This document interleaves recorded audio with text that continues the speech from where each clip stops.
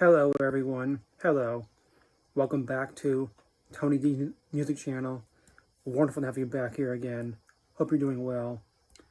This is my program from the Festive fans in Chicago, August 8th, 9th, and 10th. I want to give you all a recap of my wonderful time at the Fest. I've been going to the Fest every year since 2015. 2015 I was there on the last day, 2016 I was there 2 days.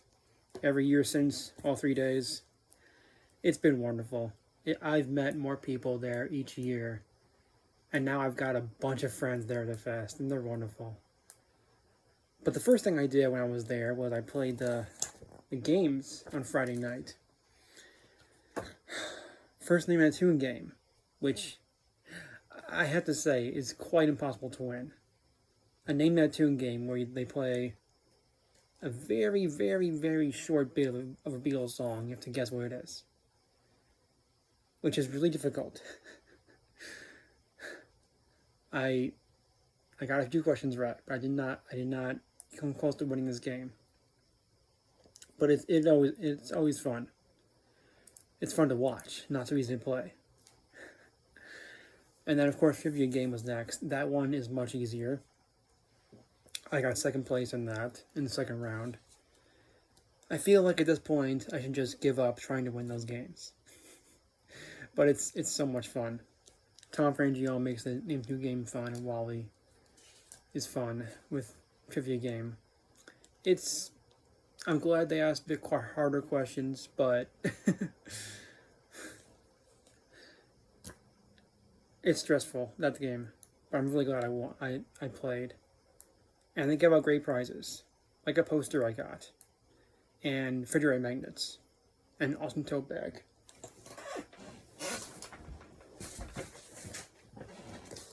This is the tote bag I got right over here.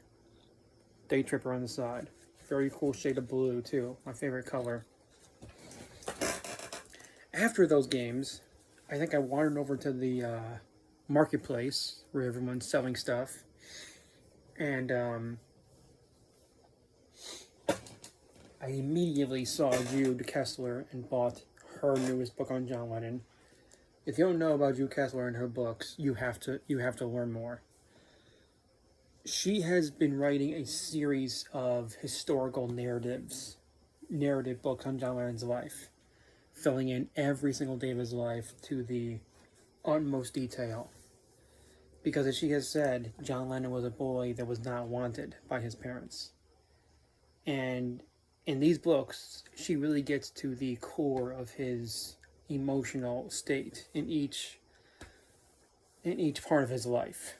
And this is volume 5.1, just kind of cheating because it should be called part 6. And this takes place from August of 65 to January 66. And a lot of really important parts of John and the Beatles' career is in this book. The meeting with Elvis, the Shea Stadium concert, recording Rubber Soul, touring and wanting it to end, and John having come to terms with the fact that his dad was putting out his own single for whatever reason. I guess the reason was his father, Alfred Lennon, wanted to prove that he could be a great singer, and John did not want this record out because his dad was never him as a kid. He didn't want people to know about his father. There are stories that he asked the Beatles manager Brian Epstein to squash this record, which would explain why he got no attention back then.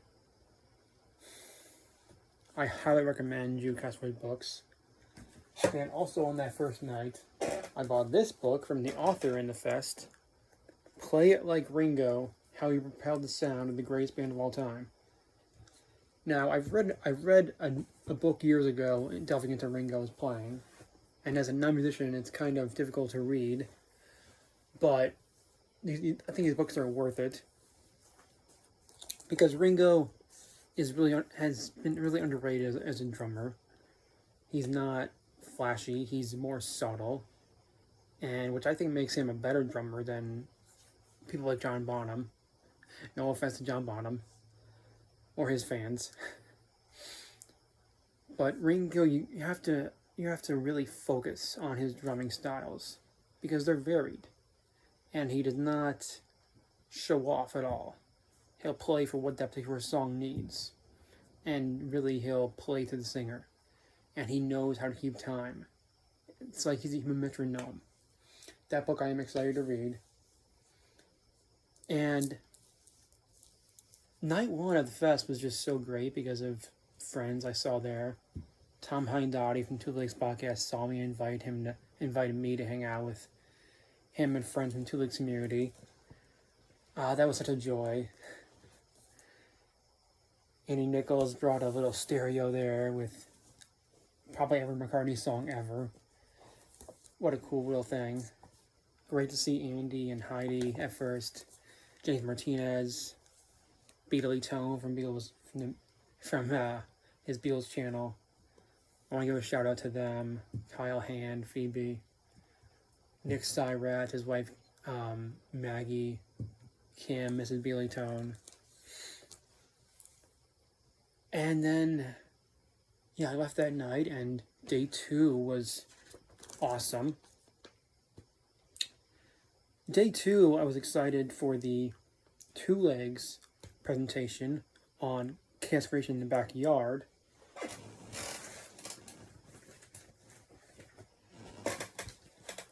My favorite Paul McCartney album of all time. My favorite album by anybody of all time. I wish that could have been even longer and more intimate. It was a wonderful presentation and discussion of the songs in that album and the era that Paul was in. 2005. Paul was writing his most personal songs of his whole career, I would say. So, major kudos to Tom and Andy on that wonderful presentation. I also saw Aaron Badgley do a presentation and discussion about Dark Horse Records, George Harrison's record label. That was fascinating. A lot of music that I just don't know about because I don't know all the music put out from Dark Horse Records.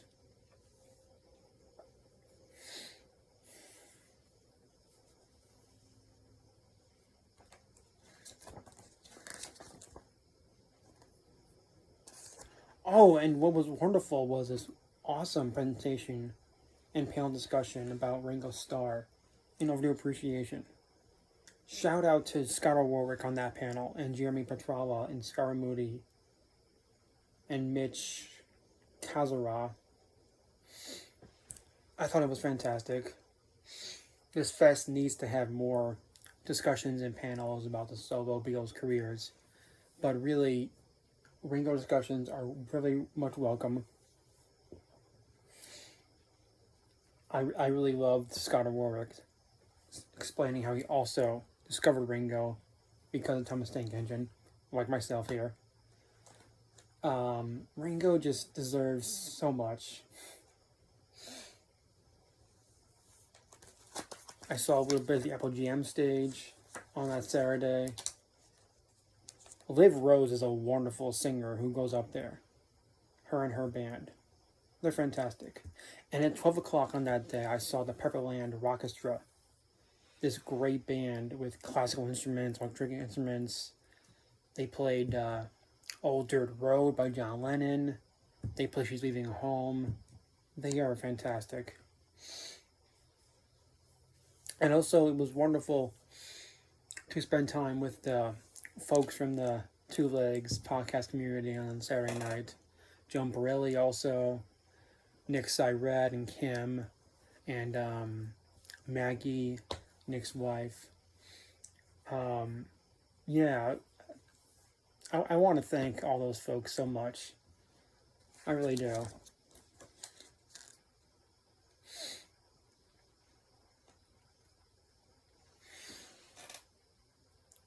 Oh, and meeting Norman Maslov was great.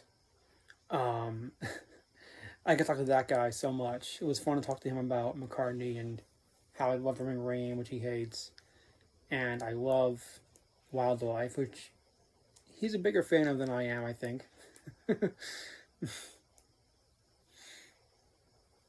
Saturday, I just could not sleep. I remember, I couldn't. It was too exciting. I couldn't sleep. I got to meet Peter Asher on Sunday. That was cool. He signed my copy of his book over here, The Beatles A to Z. That's how the Brits pronounce the letter Z. It's a book all about anything and everything involving the Beatles, A to Z.